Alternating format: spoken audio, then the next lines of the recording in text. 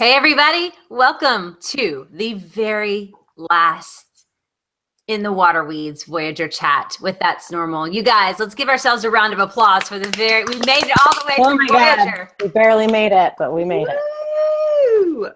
Real quick, if you've been reading Voyager with us, we've been reading it since January, and I have literally been sending very tentative text messages and emails to our Outlander group of writers every couple of weeks, being like, hey guys, don't forget. We're reading everyone Voyager. Has always forgotten. And everyone hates me. And so a week ago, I was like, this is the last one. And we've been very excited about that. Not that we don't like Voyager or Outlander. It's just been like such a weird, I guess because we anticipated that the show was going to be starting. So, or season 3. And so the fact that it's not, like there's no urgency to finish the book. And so that it just fell away and we kind of didn't care. So if you haven't been caring about Voyager, you're not alone. We haven't been caring about it either. It's hard to stay engaged for this long. Like it just really is for us as well. It really is. But it's done now. And we get to talk about the very end of it and wonder how the show's going to end in season 3. And it's going to be great. I am, if you don't know me, hi, I'm Beth. If you're listening on the podcast, I'm Beth. And I'm tonight eating some Bluebell ice cream, chocolate and vanilla, like a big mug of it. It's full. It is a big mug. I don't even care. It's as big as my head. So enjoy the spoon clicking against my teeth. Everyone else say hello. Amy, hit it. Hey, I'm Amy. And this is my third reading of Voyager. Ooh. I realized I've re-kilted, so now I've twa-kilted. I've hit the trifecta. I don't know. Don't ask me those things. I would love to say that third time's the charm, but I feel like the charm is worn off a little bit. But that's cool. I'm drinking Lafroig Scotch tonight because here in New England, we celebrate Patriots Day. It's Boston Marathon Monday. So all of New England basically comes to a screeching halt. So it's a holiday. And is it really? Like most people have off? Like it's a bank holiday? Well, it's not a bank holiday. Well, it might be in Massachusetts, but it's really hard for people in the Boston area to get around. So they just basically shut everything down. Yeah, I was always wondering why it was on a Monday. I guess that makes sense. Yeah. And I'm in Rhode Island, which is like a suburb of the Boston area. So the whole state. It's like Delaware. Yeah, we're the smallest state. Yeah. I'm in Delaware. And Dover is, you're not in Delaware. You're in Rhode Island. But Dover is the capital. That's a Wayne's World reference. They're like, I'm in Delaware. Oh. Like, what do you say about Delaware besides the fact that you're in it? And that's the state that Joe Biden is from. So, and then Dover is politics because people don't want to hear that. Dover is the capital. Dover's the capital. That's all I know. And tax-free shopping. Providence is the capital of Rhode Island. Those are things that I know. What's the capital of Pennsylvania? Harrisburg. Good job. Harrisburg. Woo woo. Good job. Nashville is the capital of Tennessee. Yes, it is. Unfortunately, it should be Memphis. But it's not. It's dumb. That's dumb. It's a dumb statement. Hello, I'm Rebecca. I'm drinking wine. I'm very tired. I just finished dinner. Probably still in my teeth. It's just one of those days. It's one of those weeks. It's been one of those months. I'm going out of the country this week. Got a lot to do, but I am here. And I read the Cliff's Notes. Just finished them about 7 minutes ago. I'm ready to talk. I did read this book. I have not been rereading it. I apologize. You know where your passport is, correct? If you're going out of the country, it's key. Right here. Thank you for reminding me. Right here in my passport book. Here's my face. Go to town. You want to see my face? Well, since we're talking about, you shouldn't do that. Don't show your passport. Yeah, my passport was horrible. I covered up the number. So this is my third time reading Voyager as well, which is kind of strange because I don't remember so much of it that I'm thinking, how is this my third time reading this book? Third time. I've read The Hating Game 3 times this week, but so take that, Diana Gabaldon. I mean, finished it again this morning just for shits and giggles. Wow. I like that. Are you a speed reader? Mm-hmm. Yeah, I'm not. You know how to do that, right? How to speed read? I don't want to know. Don't learned. ruin reading for me. Okay, I won't tell you. I do. You read it on diagonal. Yeah. So, yeah, sometimes the opposite direction too, right? You read the diagonal left to right, like down this way. That's how it works. It's pretty cool. Although you don't really retain anything. It's probably how I read most of this book the first time and the second time. That's definitely how I read it the third time. Yeah. So if you're watching with us, just, be excited with us that Voyager's over. Let us know how many times you've read it, what you thought about it, if this is more than your second time to read it, because I think it changes every time you do read it. And really quick, before we get into the book, let's discuss some of the Outlander news that's going on. Let's do it. Please tell us what. Can I just interrupt really quick? I don't know if I've ever really noticed, Beth, how you say Outlander. Outlander. No, she doesn't say Outlander. I don't know why she just did right there. She says out. You don't say Outlander. You say Outlander. No, Outlander. I don't think she There's does. like very little emphasis on the second syllable. I feel I'm like not maybe judging you. her It's accent. interesting. Maybe it's just the ice cream stuck in the back of her throat. No, let me think. You say Outlander. And we're gonna talk about the Outlander fandom. Outlander. Outlander. It's like, I think it's just her accent, and we just have never noticed because we're just used to her talking. Because I've never noticed that. You're welcome. How are you supposed to say it? Outlander. Southern girl. I'm kind of tipsy. Real talk. Outlander. That's not. That isn't how you say it. That isn't how you, Beth Thorne, says it. Outlander. That's how she says it. Outlander. That's how I say it. I don't think she does. Okay, somebody rewind. I don't think that's possible, but somebody tell us. We're not going to talk about it anymore. Somebody tweet us and tell us how Beth says it. We're not going to think about it. We're just going to casually talk about Outlander. If I've been saying it weirdly this entire time, no one else has ever told me that. It's like having that chin hair and no one tells you. Do I have a chin hair too? No, but that's always my fear when I find a chin hair. It's like, how long have I been walking around with this chin hair and no one has loved me enough to tell me? I don't know, like my mustache sometimes. I'm just terrified. It's Yeah. getting worse the older I get. Well, Outlander fandom has had some stuff going on in it. And one of those things has been the first season 3 teaser trailer, which premiered last night, right after The White Princess, which I didn't watch. But I don't have stars anymore. What? Oops. So what did we think of the season 3 trailer, you guys? We haven't talked about it on That's Normal at all. Not once, not even a tweet. I know. So this is man.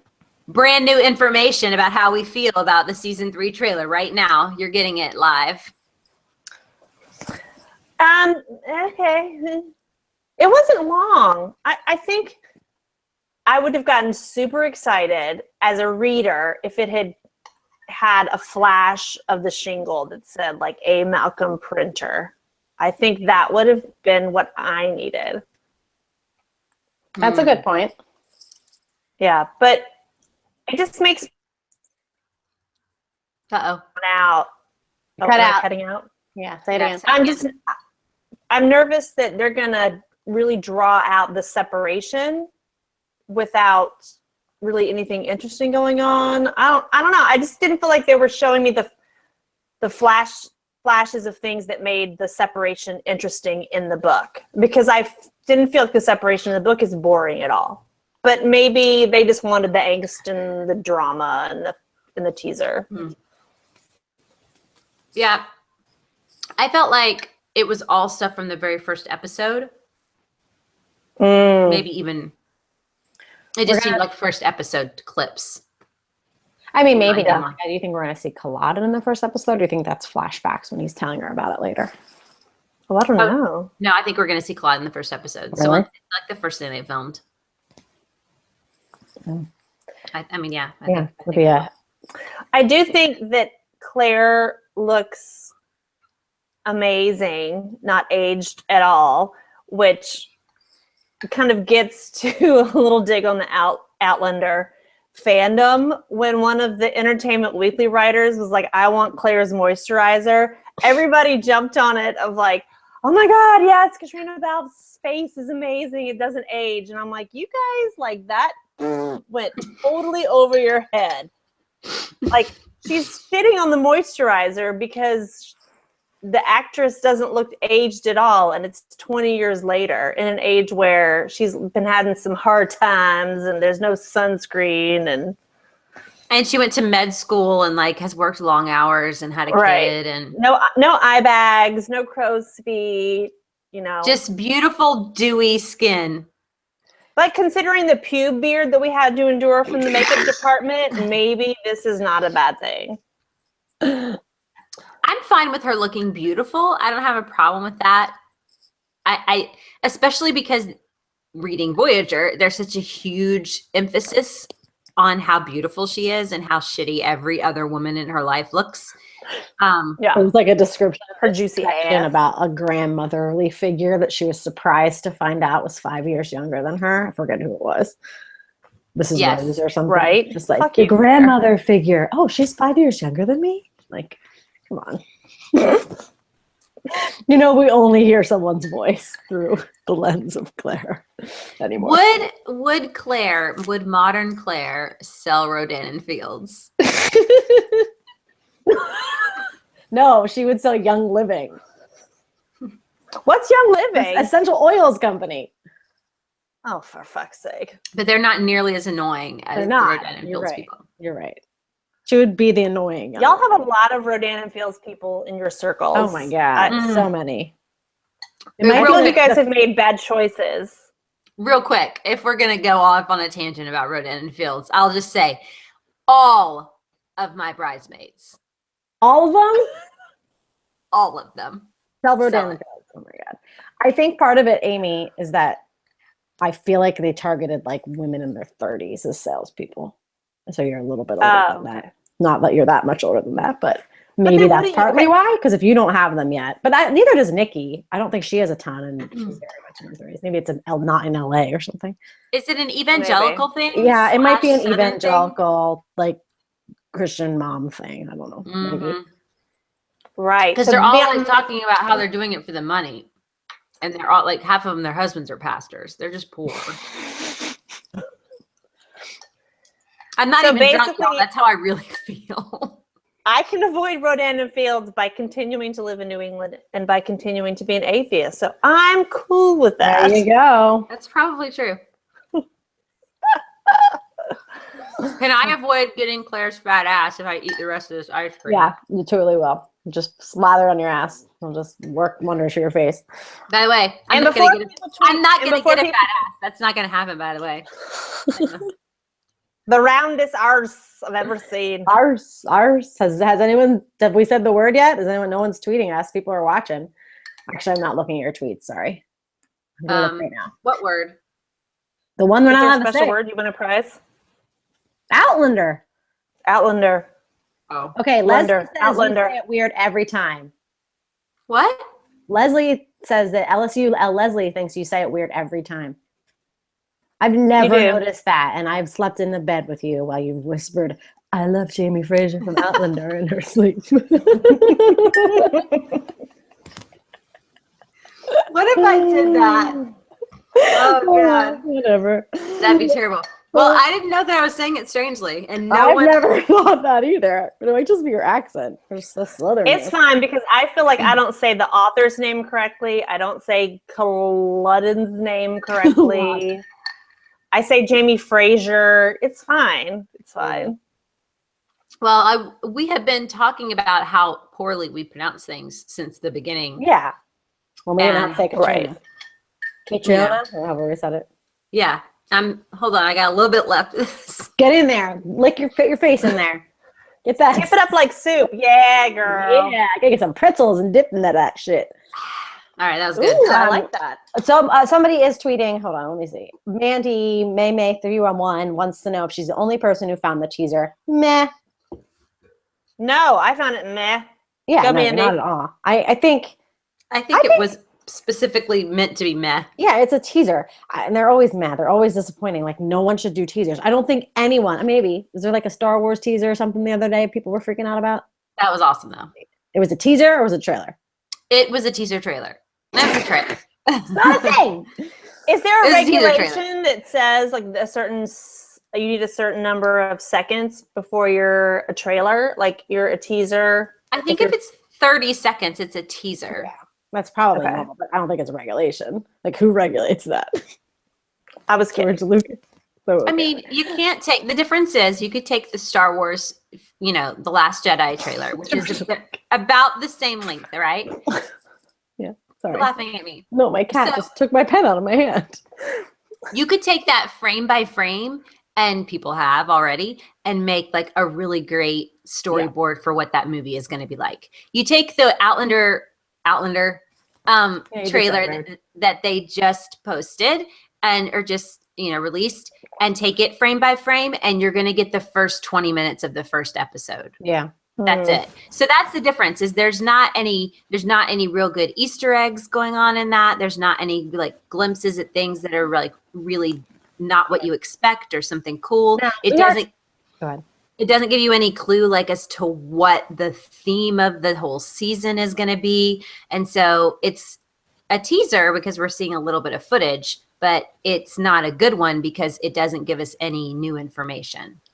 Yeah, and I think it's a TV show, so there's a difference between that and Star Wars. But then you think about like Game of Thrones does that, and I think they do more. I think it's more like they do, the people who have done it well, it's more just like montage things of things that happen, like a huge amount of things, tons of clips of just like stuff. That's a good teaser.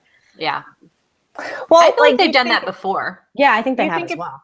Think about the Game of Thrones teaser, a show that I no longer watch, but when they showed Cersei on the throne or somewhere, and then she breathes out like cold air, you're like, oh shit, White Walkers are involved. And like you get like you said, it reveals new information. Right. Yeah. Or surprising information, or the information that you expect, but in a way that you haven't seen visually. So I think maybe Jamie and whatever, when he's in like a cistern or whatever, and he's screaming her name. Yeah. That was the only part to me that was even remotely interesting, because I was like, what is that? Where does that fit in? I was thinking that too. And that's a good part of it. But the rest of it, I was expecting to see stupid Brianna, and I was expecting to see like Claire in the 60s running around in her doctor's uniform, and it was all. Well, you did say, I think, on our text thread, which is the new tweet, I guess, apparently. We're into private. Our text thread is the new Twitter account, that you're here for Jamie. You've always been here for Jamie, which is great. He looks great. I have to say that, right? He looks the best when he is dirty and sweaty and in distress. Yes. Yeah. So he looks good in the trailer. I don't like Jamie when he's super sincere but when he's just, moving around and sweaty.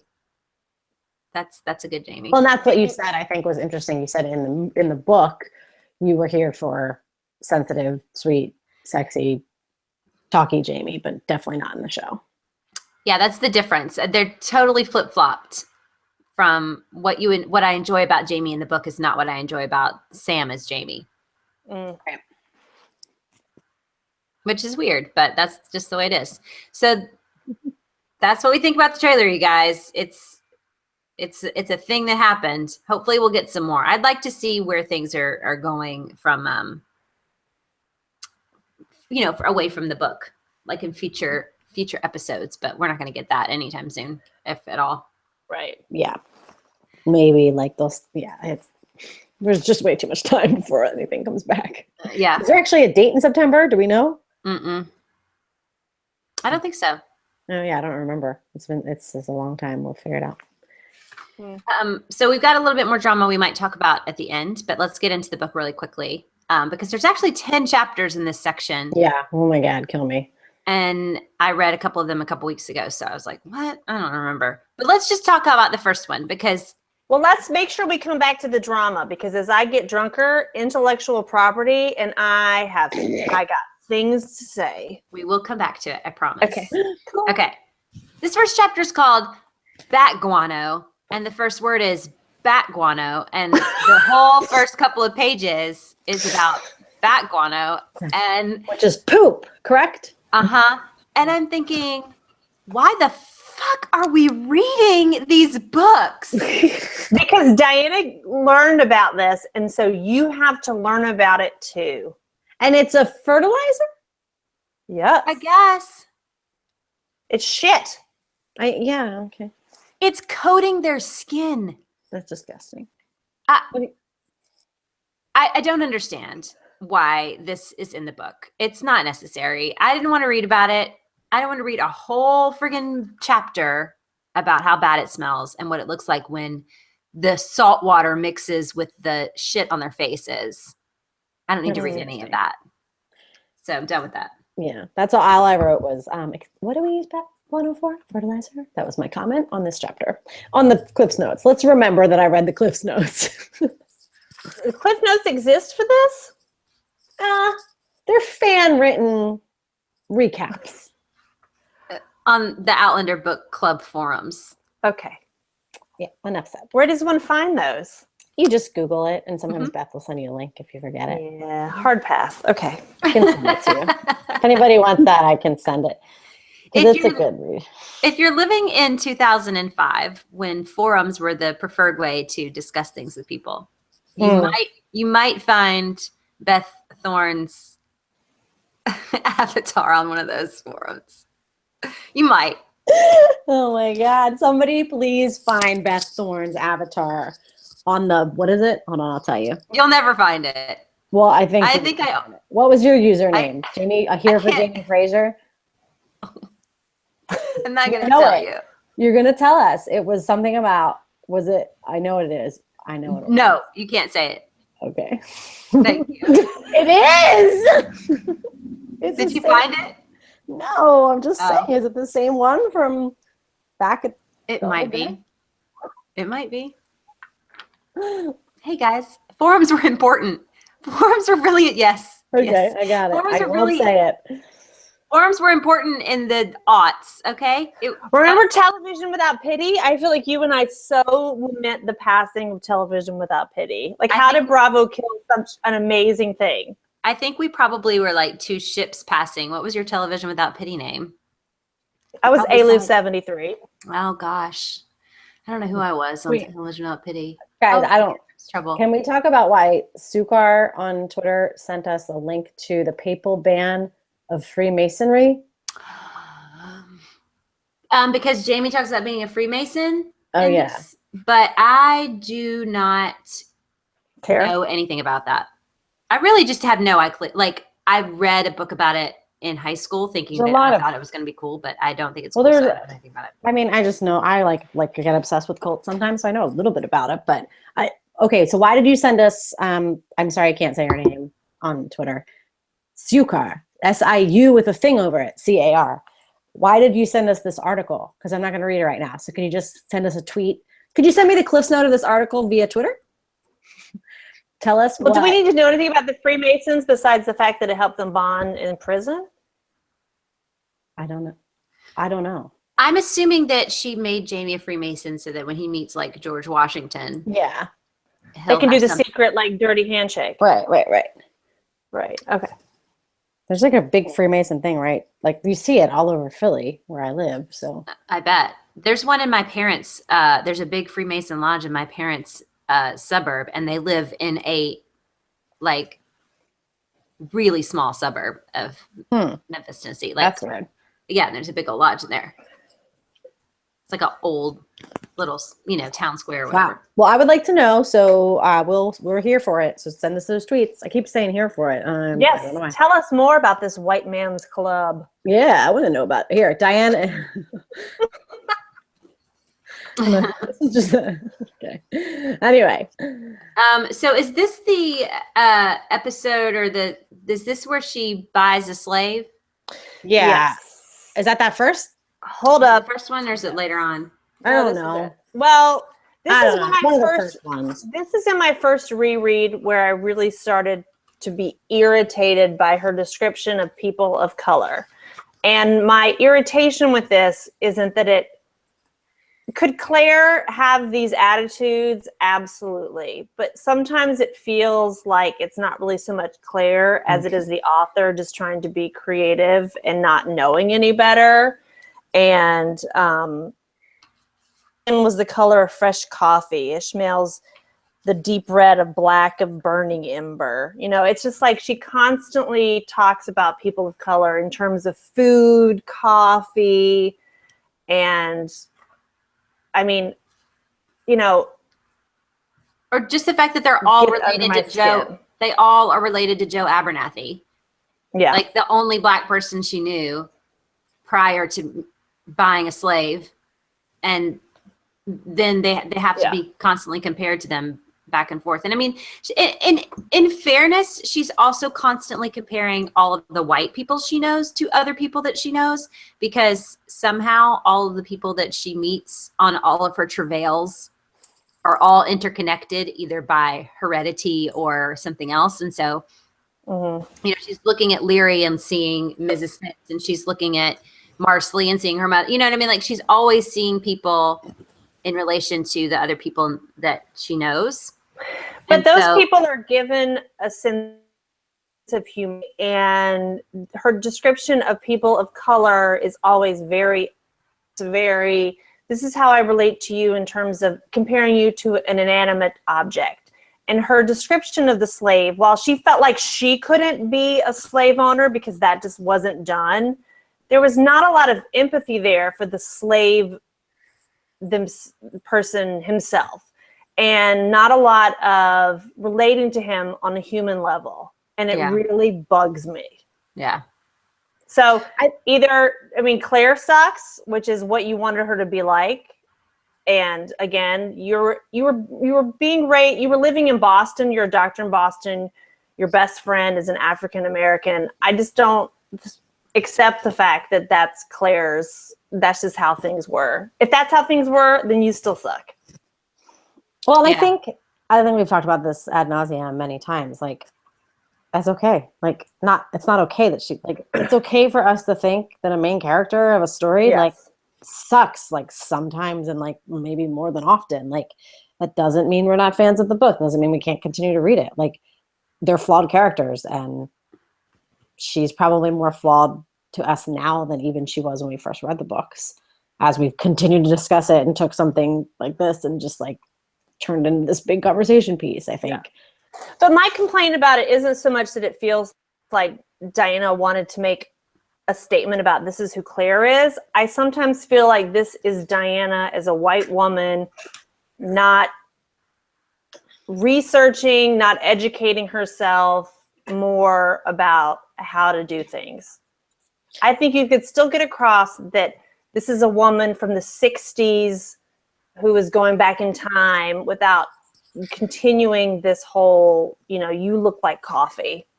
Yeah. And I don't want the slave, I don't want these. And it just... And I'm not going to excuse it by any means, but I am going to remind us this was written in the 90s and things are even different even as today. Like, not that it was okay to say those things then, but I think it was just a lot more widely accepted. I don't know that if she published it in 2017, she's going to have the same reaction that she maybe did. Yeah. I agree. But as someone who likes to tout how much she researches things, she didn't seem to research a lot of Black authors and nonfiction and how they were feeling. You can go back to the early 80s and read one book of bell hooks and know that you're full of shit when you're writing a book like this. Yeah. For me, the worst part when she's talking about slavery in this section of the book was when she's sitting around with Ishmael and he's got the crocodile head on his head, and she's looking at all of the slaves that are around, and she's thinking about Joe and how they look the same. And then she talks about how it's totally different that they look because their blood hasn't been diluted by decades of European ancestors yet, like Joe's was. And she's like talking about like how other they look. Like she's like, they're fully African. And even though I can see like remnants of Joe and Ishmael's face, like that's not after generations of him having European like blood intermixed with. And I was like, are you freaking kidding me? Like it felt so insensitive and wrong. Like that looking at these people across a fire while one of them is wearing a fucking crocodile on his head and saying that they look totally other and not like her black friend who is, you know, he's got at least got some white in him. I just couldn't. I was just sick. Well, and These I think people Oh, Amy? I'm used to. Oh, you got cut out there. Say it again. I'll say these people haven't been raped yet to get the color that I'm used to. Right. Well, And I think, I mean, it is just ironic that she said that after like being like, oh my gosh, he looks so much like Joe. Could they be related? Like 200 years in the past. And then like, you know, his skin isn't diluted. Like, which one is it? Does he look like your friend or is he just another guy with dark skin? So therefore you thought about it. Like, it's just, I don't know. It's just, especially reading the Cliff's Notes, the story is insane because it's like, it takes away all the little things that are in between, like insane story to insane story. And it's just a lot of insane stories in 10 chapters that is just like, are you kidding me? Yes. Well, this is a literary critic. Like, okay, so a lot of times we think, okay, I'm going to criticize something, but I'm criticizing the character. I'm not saying that this isn't believable or you've done a bad job writing. The whole crocodile scene to me, I don't like because it feels unnecessary and it feels like it's, again, othering the slave people, but then also like be off with Jamie and doing what they're doing. And, you know, it's just like, it was masturbatory. It got us nowhere except for just this like weird racial voodoo stuff that didn't seem to have a place. And she has these slaves come and save her from a savage beast that she can't really identify, and then wear that savage beast while they talk in weird and have this weird like seance thing around her. But then, you know, 2 chapters later, Duncan Innes and Jamie and the Scottish, you know, pirates or whoever they're with, all those Scottish men, they save her from a hurricane and this, you know, act of God and something that, you know, and in this beautiful, and it's just, she has, you know, Claire's constantly being saved back and forth or whatever, but there's a marked difference between the things that she allows the people of color in the books to do and have agency about, and then the way that like Jamie and his men will have agency about. There's a big difference, and it sucks when you. And I'm sure if we were to parse it out and like really look at it and like compile some stats to like in order to do some real literary criticism on it, it would be even a little bit worse. Right. It sucks. But man. who has time for that? Not me. I barely had time to read the Cliff's Notes. Read it. But I do like, I mean, there are things that I like about it, like chapter 56, Turtle Soup. Turtle Soup. Turtle Soup has taken on, you know. Wait. What? Before we go there, there's 2 titles of the series. This is what my notes from chapter 50. I think this isn't 53. I wrote down, this is a new title for this series, Outlander in general. Claire, still on the ground, realizes that once again, she has acted without thinking of the danger she has placed upon her family. Jamie comes to the rescue. Mm-hmm. That is the book series we're reading. Yes. Alternate title, Jamie is very angry. Again, Claire disobeyed him. He says that he wishes he could bend her over the cannon and take a rope to her backside. That is the alternate title of this book series. 2 titles. Okay. Carry on. I like it when he tells her that he didn't want to ever go home to Leary, but at least when he did, she was where he left her. I know. And then I do like her comeback there. Like, was that the kind of woman you want to be married to or something? That was super obnoxious, Jamie. Yeah. Like, don't compare your crappy wife to your current wife ever. Even if your current wife is being crappy, don't go there. No. No one appreciates that. But I do like the Turtle Soup chapter. It's a good sex scene. It's sweet. Is this 56? 57. Yeah.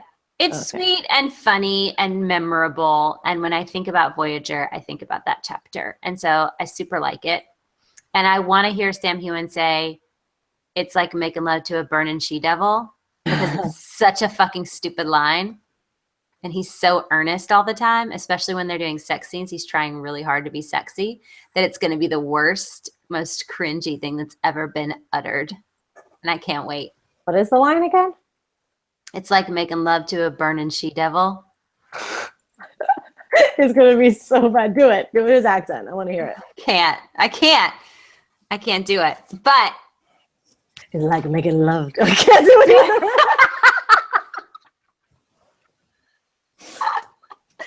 I can hear it. Y'all recently fever. I have. And have y'all recently had a real fever? The thought of fucking on a fever is just an anathema to me. But a warm mouth sounds really nice. No. Don't touch me unless you're squirting like ginger ale into my mouth. Oh God. I don't know. I think it would be good. Yeah. Maybe she was feeling a little bit better. I recently had the flu and I had a really high fever and I just thought, Jesus, take me now. Like this was it's horrible. I wanted to die. Every time I have a fever, I think if I were alive in 1912 or whatever used to die from a fever, I would die. Like I'm not going to survive a fever. This is terribly inappropriate, but I had just the week before I got sick on the plane ride back from Munich, Germany, and I had just been to the Dachau concentration camp, and the whole time I'm in this fever dream, all I can think is I would have died on the first day. Like they're going to make me stand at attention with my flu fever, and I would have just died. Oh yeah. That's how I feel when I have a fever. I had a migraine yesterday, and I was like, I'm in this bed. Take me now. Just want my life over. For a good while. I'm not getting up. Easter ham did not fix your migraine? Well, a tidbit about my family. My dad's a pastor. And so Easter Sunday is like the Super Bowl. In terms of how much work and preparation he has to put into it. Also in terms of Jesus winning. Yes.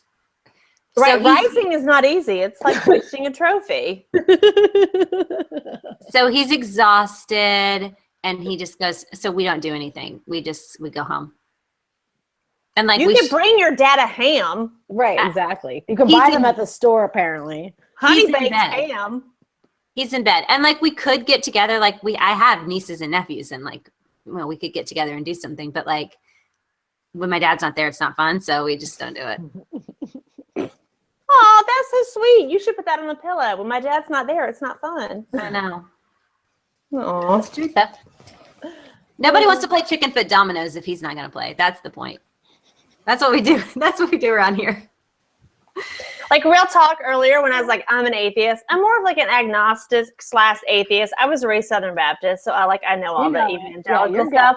Yeah, you'll be in heaven just in case. I totally listened to your dad's sermon that you posted, and I kind of fell in love with him. Oh, really? You listened to a whole sermon, agnostic Amy? I know, right? That is so sweet. Isn't he the best? He's a good pastor. He's very good. Thanks, man. That's cool. Awesome. So please post them because I'll listen to them. Okay. Oh man, you're gonna save Amy yet. My dad's a good guy. I'm telling you. He'll have you saved in no time. I've already been saved. I just kind of went back on that. You took it back. He'll have you listening to some Ravi Zacharias, and you'll be like, coming to Philly. Hey, man. It's a big billboard. I am the friend who said, do you guys have a really cool mix of It Is Well With My Soul to add to my running tunes? That's my dad's favorite hymn. Every time Until you told me to Wikipedia it, and then I was like, good Lord. Oh, yeah, it's super sad. It is sad. It's horrifying. Yeah. But every time I laugh, I see these that Claire doesn't have. You need some Rodan Fields. I know. Look at that. Nope. Take these. I'll take these. I know. I really think that my computer's a little bit too HD for some reason today because I'm seeing that too. Oh, yeah, I look horrible. That or I need some. My makeup's like off. Yeah, my makeup's off. Okay. Anyway, back to this show that we like. Book that we're reading. We got like 1 million chapters to get through, then some drama to talk about, and I'd like to be in bed by 11:03. Okay, so real quickly, so they get on a couple of boats. Here's something I do not understand. I don't understand the boats and which boat they're on and how Jamie got an extra boat. Very confused about that. I don't know what happened. Mm-hmm. I don't know who Lawrence is. I don't even remember that person. Isn't he the guy that went through the jungle with him? So he's like He's the botanist dude, right? He's the German botanist dude. So why is he on the boat with them again? He's lingering. You can't get rid of him. He's the Jew. The Jew. Yes. Okay. He's around for the rest of the book. Yes, he is. Okay. Larry Stern. And so anyway, so some other stuff happens. They arrive, I guess. Right? They arrive in Georgia. Do we miss it? Hold on. You're talking about in Jamaica? They get into Jamaica and they meet. Jamie dresses up like a dandy, like Oscar Wilde in a play. Okay. And goes to the governor's ball to meet Lord John. And doesn't tell Claire that he knows how he knows Lord John or what's going on, but he knows that they're going to see each other that night. Right. Oops, my bad. A lady ends up with her throat slit. Everyone thinks Willoughby did it. Claire finds out that Lord John is in love with Jamie. And then Claire finds out that Jamie has a kid. Right. And that he tells her about kissing. I wrote down the notes, the two hot dudes kissing scene. Like that's one of my favorite parts. I know it is. I knew it was probably Beth's. The only reason Beth reads this book series is to reread that chapter. No, I'll tell you something.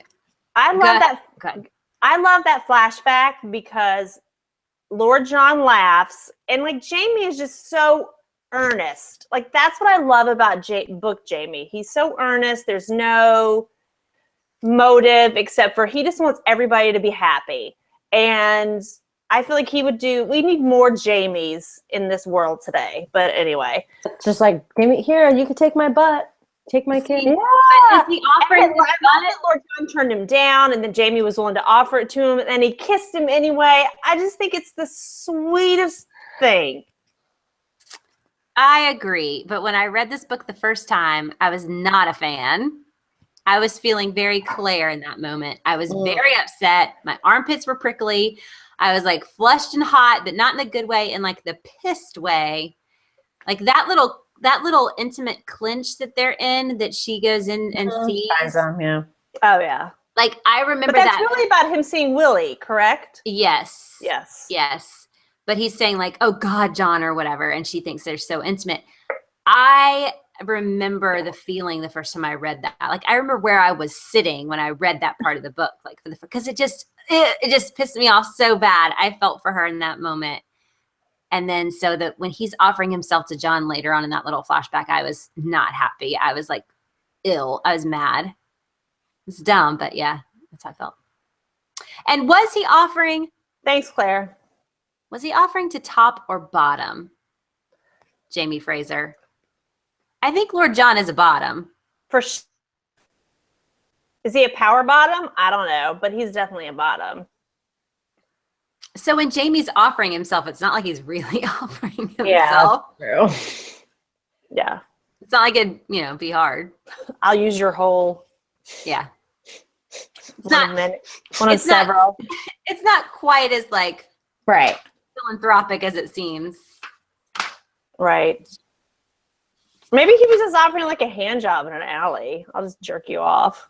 It's fine. Or some fraudage. Or just like, do you want to look at this? And like watch him jerk himself off or something. I don't know. Oh, like the episode of Girls where Adam and Jessa just jerked off in front of each other because they couldn't. I think he's offering the whole shebang. Yeah, I think so too. Yeah. Lick my asshole kind of thing. Yeah. Just get in there. I hope they kind of up that one a little bit for the TV. I think they might. I can see him doing it. That was a scene in Girls where Marnie's boyfriend like went ass, like face in ass. Oh yeah. Like, I would watch Lord John doing that to Jamie. I'm not saying they're gonna do that. That changes the trajectory of the story. I think that like or like just a sexy conversation. Well, maybe like a fantasy sequence. A fantasy sequence. Oh gosh. A little. I gotta find that GIF. There's a GIF. The reach around. What's the guy's name? Marnie Girls, but. Oh gosh. Oh, he sucks. What was his name? Desi. No, his head is weirdly shaped. I don't think he's hot. I'm saying that scene is hot. Here that scene's hot. Who doesn't want to wash dishes and have someone like toss your salad? Yeah, it's really freaking hot. I heard how they did that too. It was cool. I want to discuss Willie a little bit. Okay. Do y'all care about Willie? Okay. No. If I were Claire, he wasn't in the what's it called? What's it? I don't think that Jamie gives her a satisfactory answer about his stupid son. And like, I think she really, I don't think he does, but I think in that moment, she just wants to know that he's not wanting to be with Lord John. Like she's satisfied with his answer that about their relationship where she has a lot coming at her. I know, but that's the problem. Like, why did it have to be hung up on also the revelation about Lord John wanting him? Like, there's too much going on for her to fully process. And I remember it always seems to me like Jamie and Claire fight and then they have sex to make up and they fight and they have sex to make up. And that is the kind of shit that we used to make fun of 50 Shades of Grey being about. But that's how their relationship functions. You just try to read the Cliff's Notes. That's all the friggin' thing is. She's like, I'm running away. I'm so mad at you. And then no, I might spank you today. And then she gets into danger and he has to help her out of it. And then they have sex and then it's fine.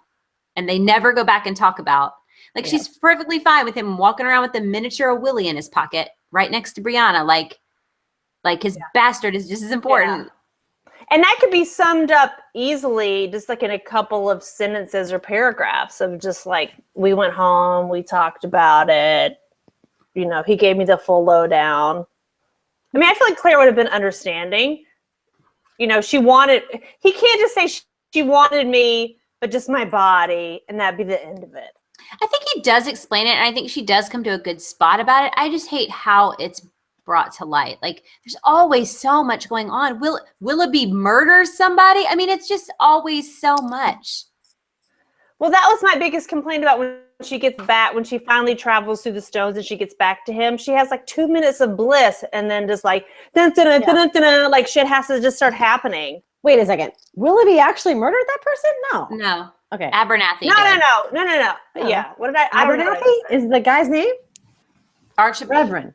Reverend Archibald. I don't know what his name is. It No, I'm thinking of the first thing when she comes back. I'm just thinking of when she first comes back, and then all of a sudden things just blow up. Totally, it's immediate. Yeah. She had 20 years apiece, except for her assisted suicide in the hospital. We forgot. But Jamie's had 20 years apiece, but then all of a sudden they have a body and a barrel, and Willoughby's causing craziness. And how is everything related? And I don't know if I was right about Abernathy. I guess it's Archie Campbell. Maybe that's his name. I don't know his name. The guy at the end. Abernathy is what Gellis. She's Mrs. Abernathy. Okay, so the guy at the end, Campbell. Is that his name? I don't remember. Someone now explain us, please. The Jew?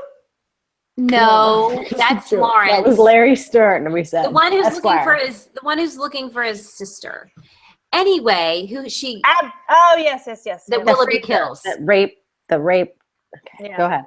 The one that Willoughby kills. Yeah. But I hate how. Go ahead. What? No, he's like the Jack the Ripper of Edinburgh or whatever. I think he's just a murderer, right? He's just a serial killer. Yes. Yeah.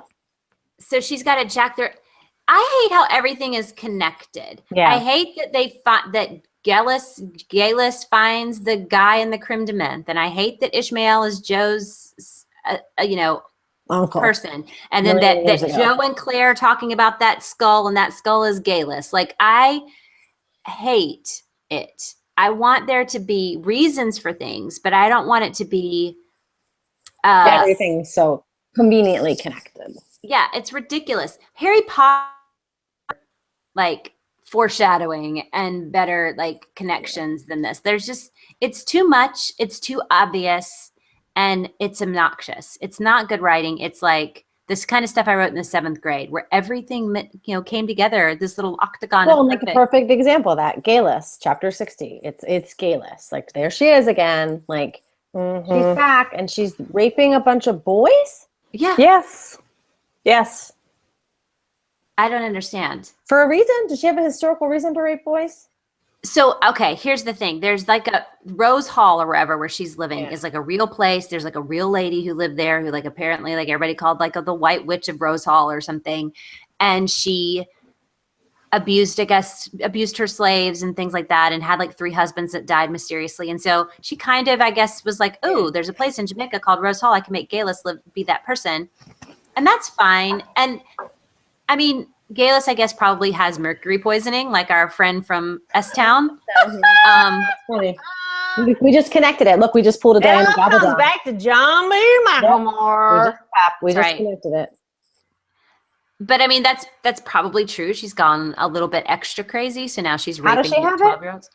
She's been using it to practice going through the stones and like making her pentagrams and stuff.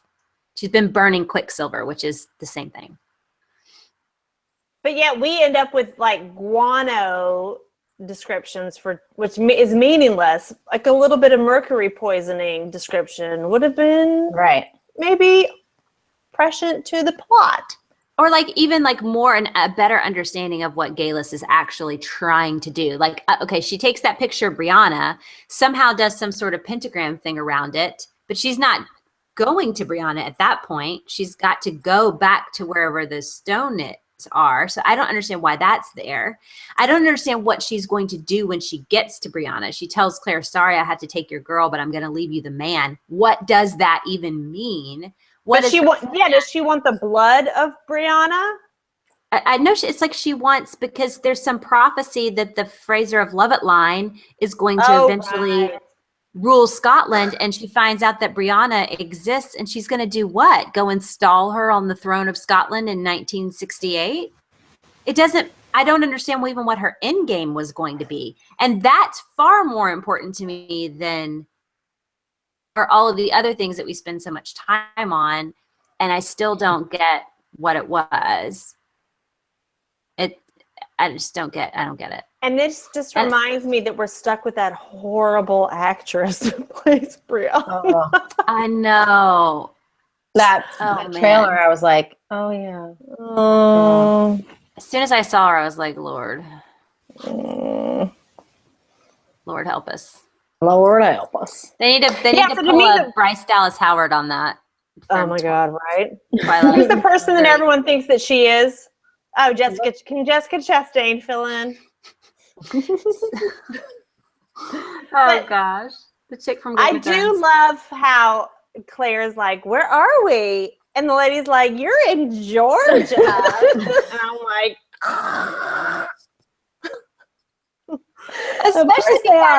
especially because Georgia is not on the coast. There's the teeniest sliver that you could land on in Georgia. That's Savannah, Alabama. and that's it. That's Alabama. Georgia's on the coast. Where? You go outside of on the East Coast. On the Atlantic. On the Atlantic. What is wrong with you? But the amount of Georgia that you could land on.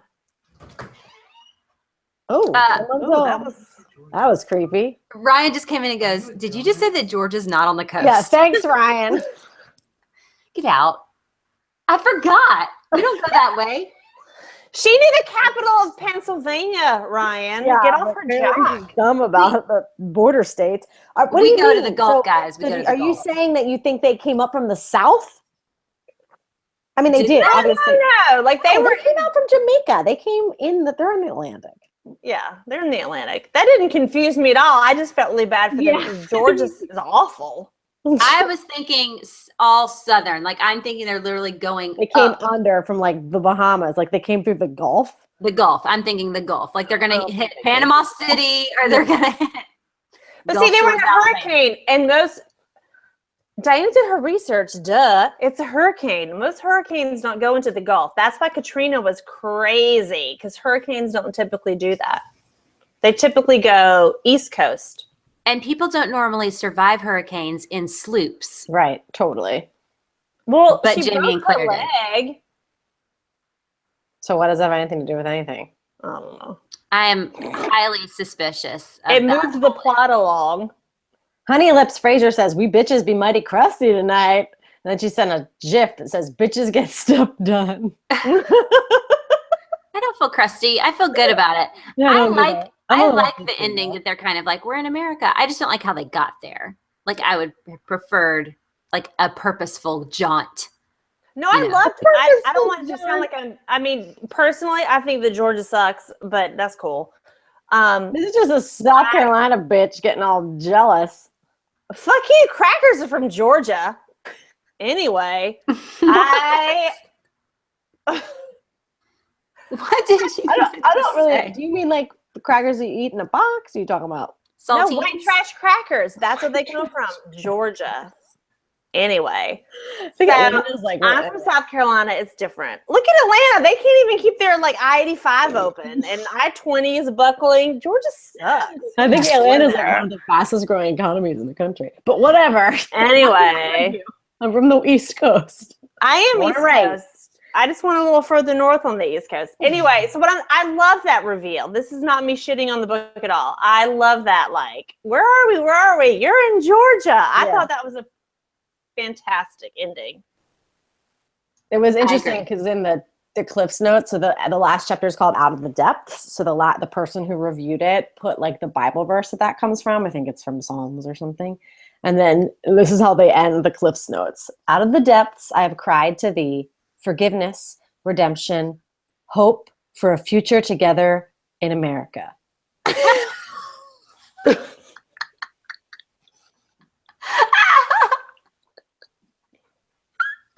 I was like, there we go. That is it.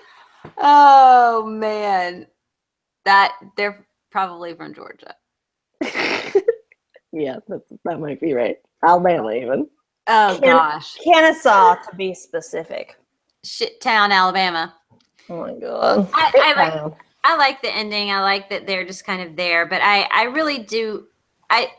As much as we make fun of The Gathering in the book 5, I enjoy the fact that The Gathering is more real to life. That it's 78 chapters of just talking, Trying to get a diaper on your baby. Yes. baby That's what it diapers, feels like.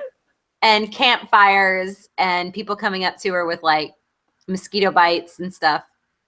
That's far, far more realistic than killing Galus in the middle of while spelunking, and then a hurricane that they survive miraculously, and they all land in Georgia. And I mean, it's just a bananas amount of Coincidences. craziness. It's just so much stuff. Yeah. But I will. I really just tweeted the best thing with that quote from the book. You tweet. It was just really funny. All right, can we talk about like IP drama now? Yeah, you can, because I think we just got through it. We did it, guys. Let's just give ourselves a slow clap because we just completed in the Waterweeds A discussion. a discussion about a book. It only took us I had it on my nook. 4 months. I read the first couple chapters, and then I did Cliff's notes for the rest. Go for me. We read an Outlander book. We were finished bitchy an Outlander 95% of the time. Whatever. Yay right. for that. So, okay, now we're going to be mean. Yeah, go on. So what is going on? I don't really know what's going on. I just kind of like saw a few things on Twitter, but here's like the gist of what I understand to be going on.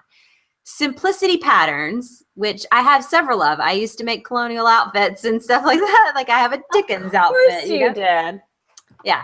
So I've got a few simplicity patterns, and apparently the ones that I used to make that were based on Little House on the Prairie were stealing into the intellectual property of whoever made that show. And that's not a good thing, because they made a red dress pattern that looks shockingly similar to the red dress that Claire is wearing. And we probably should get like Natasha on here to like find out like if that's cool or not, because she makes cosplay stuff all the time. And I would assume that if you're okay with cosplayers, you're okay with people copying your work. Now, Simplicity is going to be making a profit on that. So what my question was on this, because somebody in the tweet that I was seeing or the conversation said that they're calling it the official Outlander dress. So if they don't have the license for that, that's not cool. Because they can't use the word official. Yes. They can't use, and they probably actually can't technically use the word Outlander. I have one of my clients is officially Outlander licensed. I mean, they shouldn't be. They pay a lot of money to have those licenses. Right. But that's the only, that was my problem. It's not It me. shouldn't say that. It should say like English lady in a French dress pattern. Yeah. In my real life, I am a business writer, but I still am a writer. So I create every day. And people have stolen my work before without paying for it. And when they do, my company goes after them because my company owns my intellectual property. So my question about this, what's that? I thought you were an accountant. No. Oh, excuse me. I'm so insulted by that, but that's cool. I'm an accountant. It's your fault for never telling me what you do. Okay, go on. I'm a woman of mystery. But anyway, if people steal my work, then my company goes after them because as a paid employee with a contract, my company owns my work. I've agreed to that. Mm-hmm. And if my company wants to go after somebody and they will. Yeah. So my question is, has Sony gone after Simplicity? And if they haven't, then they haven't found it to be worthwhile or to have any merit. But also, I'm so bothered by this whole discussion because it's like the person the costume person who is married to the producer of this show said, the person who created the lightsaber isn't being compensated. Everything in your life has been designed by someone. And that is part of your contract when you are paid a salary or hired, that you are designing things. The thought that we are going to start now writing our employment agreements based off of, I'm cool until I've hit a major blockbuster and then I want to see some profits. It's untenable. It's probably not possible. And I'm not a capitalist in any sense of the imagination. But why would any corporation or company agree to hire you based off of what something might hit in the future? Now, understanding that like certain actors can say, oh, if you pay me, I get points for whatever something makes or whatever. But that's not typically how people are hired and compensated. And it's really insulting, I feel like, to people who design products, who write for work, to basically say we're suckers because we're not getting paid when something makes our company money, when we're being paid a salary. We're being paid it's not only a salary, but health benefits, security, that we're somehow being fucked by the system. That pisses me off. Yeah, and I think that there are instances, I think, where, like, if she had a contract as Terry Dreischbach, what's her last name? The designer designing for Outlander, that'd be one thing. But my understanding is she's just a costume designer on the show, just like any other show. For example, this is taking it back to Twilight, as we often do. Carolina Herrera designed Bella's wedding dress. That was known. I think they paid her to do that. And I'm sure she retained the copyrights for that dress, or it was a shared copyright. That dress was manufactured. You can buy that dress all the time. Nobody's gone after that. If they are advertising as Twilight, they're going to send cease and desist letters because they do that all the time. They do that to little girls talking about it on the internet. But there's not this was a case of somebody just, like, I guess for the first time getting pissed off that they got copied, which happens every day of our lives. It's happened to all of us. But to me, it was incredibly rich because many of her designs are inspired by / copied from other designers. Sure. Yeah, you're right. You can't say that Oscar de la Renta from the 50s and 60s inspired your look for Claire in Paris and then complain when Simplicity is doing your red dress, and your red dress looks very similar to other red dresses that I've seen out there prior to your airing Outlander. Yeah. And there's also like something to be said about somebody copying your work, like, and getting, like, she's not going to be able to sell that pattern herself. She doesn't have the copyrights to that.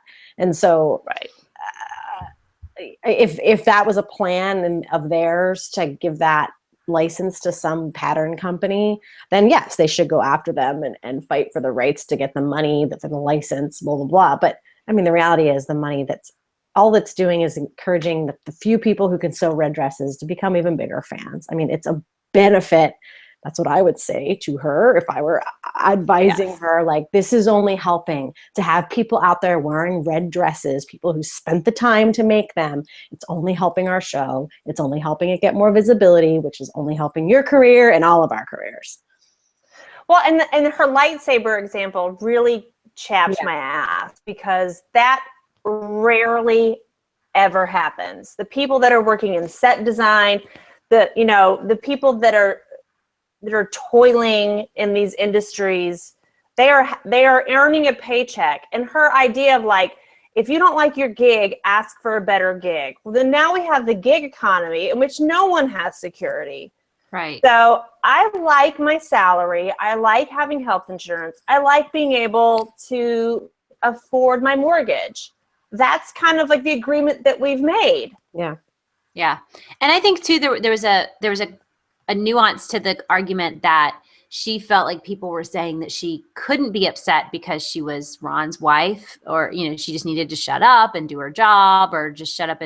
And I don't think that that's the point. I think that the point is, like, I follow lots of creators for lots of shows, and they don't spend a lot of time online complaining about things like that.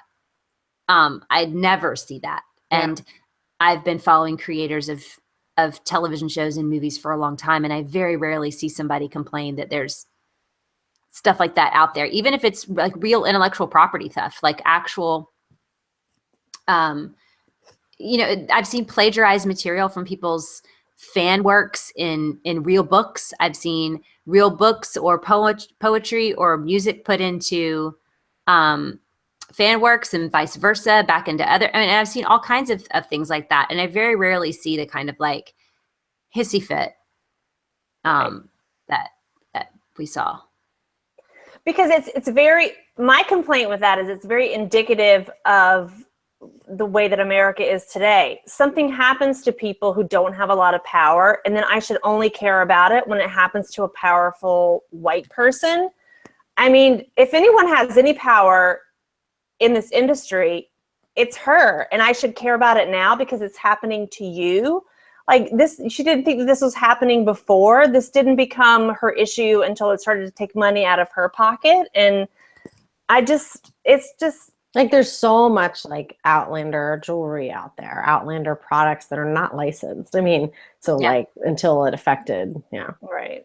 Well, they started to crack down on that. I think. I mean, you can't even put Outlander in a tag on Etsy anymore without it being, without getting taken down. So, I mean, I think that if she's trying to shine a light on things like that, okay. Because, I mean, the truth is she does have a voice that a lot of even costume designers don't have.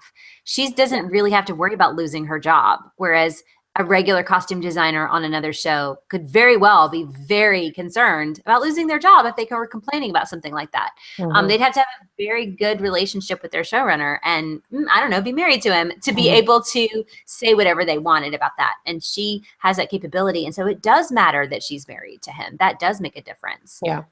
Because it gives her an agency that even people exactly like her in the exact same position for the exact same type of thing don't have.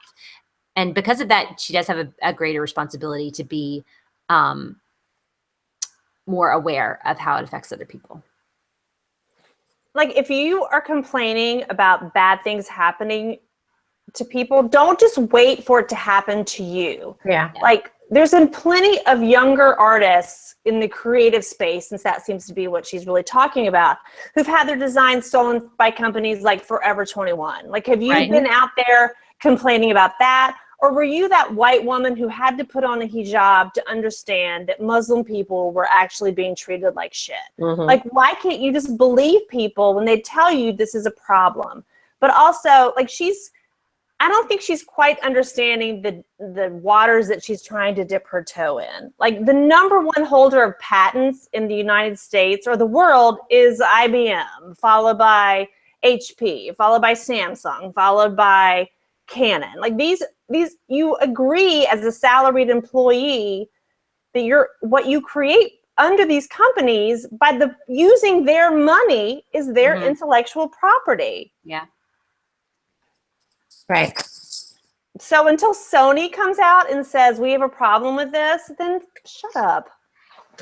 And maybe they're not gonna publicly say that. They probably are sending something. If they are actually using the words Outlander it's not a license, then they're not gonna be using that for very long. But it doesn't mean the pattern's gonna go away. They're gonna still have the pattern. I still don't even understand the premise. They didn't steal her design. They recreated it, which it is probably the most boring all the time. It is the most boring ass red dress that is too short to be the hill to die on. Yeah, pick a better dress. I still don't even understand Simplicity and McCall's or whatever. I can't believe I know 2 different pattern makers, y'all. I am definitely a homeschool mother. But like, don't they make this stuff all the time? I mean, don't they make inspired by pieces like constantly? Isn't that their bread and butter? Like to be able to say like, you know, here's your Melisandre dress and here's, you know, whatever. That's how they make their, I mean, what other patterns are people purchasing? Like, it just doesn't seem like this is a new thing. Like this is the first time they've taken a show or a film and made costumes out of it. I'm so confused by the underlying premise. It doesn't seem like it's, well, I'm pretty sure that if anyone at Sony thought that they could make money off of this, they would have licensed this pattern out. Like, I mean, to compare this red dress to the Captain America or the Flash or the Hulk Marvel designs, it's just like, really? The iconic red dress. There are some different opinions happening on Twitter. We have Thistle and Pix said exposure for a creative is not payment. That's a lame excuse. It's an issue between Sony and Simplicity. Terry has a right to be annoyed. Yes, my complaint is not, no. I absolutely believe that Sony has every right to go after this pattern. Absolutely. My complaint is that she is trying to muddy the waters of what happens between the corporation that is paying you and the employee. I also don't know that Sony does have a right to go after the pattern. I think they have a right to go after the word Outlander being used.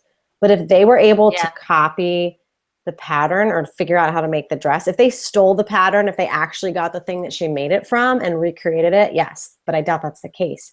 They recreated something and put it out there for people to buy. I'm not sure that they'd have to go to court and no one's going to do that. Like, I don't know. Yes, my complaint is not about compensation, and you should be compensated for your work. And then if you believe that you should be compensated, if you haven't been fairly compensated, then absolutely you should pursue that. But the thing is that when you agree to create patterns for a show that Sony owns, then Sony has the right to go after that. Again, and I say this as the biggest anti-capitalist on the planet. Like, I'm like, Karl Marx is here, and I'm like right next to him. So I don't know what his pattern used to say, but right now on the website, it's called Simplicity Pattern 8411 Mrs. 18th Century Costume. It's clearly the red dress. Yeah. It does not say Outlander anymore, which I'm guessing it did. At some I don't point. think it did. Michelle, Blurty MJ, she said this pattern doesn't mention Outlander, so there's not a problem. And the one that I saw the day that people were talking about it didn't say Outlander on it either. Then honestly, I don't think there's a problem with this. They found a red dress and it happens to look like the Outlander one, and it is the Outlander one. Good luck proving it. Like, I mean, there's nothing like that sucks.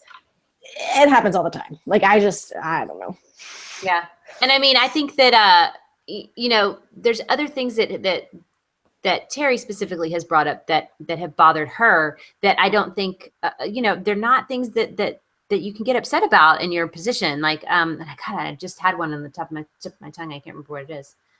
But spoilers, like pictures from, people who you have outdoor sets, they're not closed. Scotland has, right to roam laws, and people are taking pictures, and you can see, and she's upset that people have posted those photos. You literally are not in the position to get upset about that. It's just not something you can be up in arms about. You can tell people that you think spoilers suck, and as a part of the show, or as the wife of the showrunner, or as the costume designer or the crew or whatever, even actors. You can be like, man, why would you even want spoilers? That sucks. But you can't go on a tirade and tag, people who have posted those pictures or people who took those pictures and have like hordes go after them on Twitter and stuff like that. And take the high road on something that has no high road, that there's nothing wrong with that. It's not illegal. It's not wrong. You got to let it go. Yeah. That's very much spoken to somebody who's too close to like the creator. You know what I mean? Like the person who, cause I get that, like that they're going to be upset because they can't control, they don't want people to see the imperfections, but the percentage of people who are seeing that is so small. Like, it's just, I don't know. Yeah. It's a very small no one percentage. has ever decided like, I'm not going to watch Outlander because I happen to see a shot of something that you guys are doing in South Africa. The only people that are like seeing that shot and then remembering it and caring about it are the first people to watch. They're staying up at night for 12:01 for that app to be on so that they can watch the show. Like, they are your most diehard dedicated fans. And I think anybody in like that marketing PR element of it's going to recognize that and talk the creative people off the cliff. Right. Because it really, at the end of the day, only helps your case to have those things happen. People leak stuff for a reason because it helps build up this like. Yeah. And you have enough people sitting at your open outdoor set taking pictures with long lenses, and more people get interested in what's going on. I mean, it's just it's a snowball effect that there's nothing wrong about it. You can tell your fans that you think spoilers suck, but a lot of them think spoilers are awesome and love it, and they like to go into it. So, and when you have giant hiatuses, it helps people actually get excited and continue to remember that your show is even on television. Right. Exactly. But for her to conflate what happens to artists who are not fairly compensated to what's happening to her is just really insulting. Yeah, and I mean, I didn't see that, and I mean, obviously, like, I think that's a great conversation to have. I am more just amazed that like she's that upset over this like very generic pattern of a red dress from the 18th century that looks like it probably could have existed a year ago, like before that. Yeah, but when you say to me, like, the guy who invented the lightsaber has not been fairly compensated. First of all, let me see the receipts. Do you know how he's been compensated? Like, who is that person? Has he not been compensated? Right. When you made that, did they know that this was going to go on to be the biggest thing of like all time? Like, of course they didn't. Exactly. Like, they needed an instrument made, and they hired a person to do the job, and they did the job. Think about how many superhero movies that have come out, even especially those based on games and things, that have been total duds, and no one gives a shit about them anymore. Yeah. I can think of lots. Yeah, exactly. Yeah. So if you find yourself up in arms about anything to do with Outlander in a way that you're saying things like shame on like a company, and you're like tagging folks, and just, recognize that just because something comes from the higher ups or the people that you are idolizing doesn't make it something you need to also. I think this also really bothered me because my prom dress was made from a simplicity pattern because my mom and dad did not have enough money to buy me a prom dress. And you can see it on the top of my Twitter banner or whatever they call that. It's this blue sequined hot number. And again, just like, choose the hill that you're going to die on. Yeah. Choose wisely. Agreed. And also know what the fuck you're talking about. There it is. And in the meantime, we hope that you have enjoyed Voyager with us. I'm sorry that we are not like super, aware of the details of the book. I don't think people come to us for details. They come to us for drunkenly opinionated conversations. At least I hope that's why. Guys, I have to get up at 6 a.m. to go to yoga. You don't have to do that. I know. I told a friend I would, so I do, actually. Wow. You're an obliger. I know. Well, it'll get me started on my day. But yeah, I just remembered. I just realized it's 11:20. I'm going to get up at 6 a.m. All right, guys. So what do we have? Anything to announce? Well, Courtney liked my earrings, so I'm showing her my earrings. I got these in Nantucket. Of course you did, basic bitch. Right? That sounds so stuck up. I know intellectual property, and I go to Nantucket. Eat me. I went to school at Martha's Vineyard, so not that stuck up. We don't have anything. Yeah, we'll talk about it after the fact. Nikki, that's where Nikki and I met. And a music colony. Yeah, it gets worse. I'm also not an accountant. I know, apparently. Who knew? I thought she was like the kind of accountant that gets sent to other countries. I don't know. Oh my God, so real talk, Becca sent me this vibrator this week to test out for That's Normal, and it fucking sucked. It was the worst vibrator ever. So I feel like Becca now knows more about my orgasm ability than she does my actual job.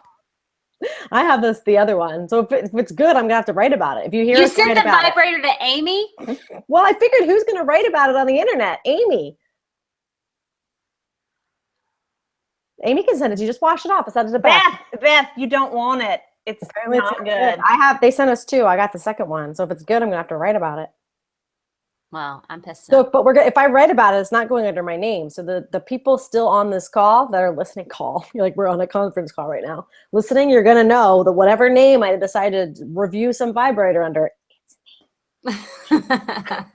If you see a vibrator review under the name Michaela for my zip, it's for me. I'm just going to tweet mine out from the same Twitter account that I also tweet out my dad's sermons. It's fine. That's cool. Oh my gosh. Okay. Well, yeah, there really isn't much. I don't think we have any podcast plan. We're going to obviously do something. It's April. I'm going to Costa Rica for a week. We'll figure something out when I get back. But we're going to have to find something to do for the next couple months until Outlander's back in the Outlander universe. And we'll do something fun. Well, in the next week, we have The Handmaid's Tales coming out on Hulu and American Gods, which I've seen half of the first season, and it's amazing. I cannot wait for that. I actually totally really didn't realize it wasn't out yet because I knew you'd been watching it. I thought it was out. It's so good. I also don't have stars. I don't know why I didn't gave you a hard time about it earlier. Yeah, it's okay. So, we'll be talking about that eventually. Good. I'm going to play with my cat that's on the floor. All right, well. That's it, guys. Good night. Thanks for hanging out with us in the Waterweeds. Until next time. Outlander. Outlander. We're pushing the stop button.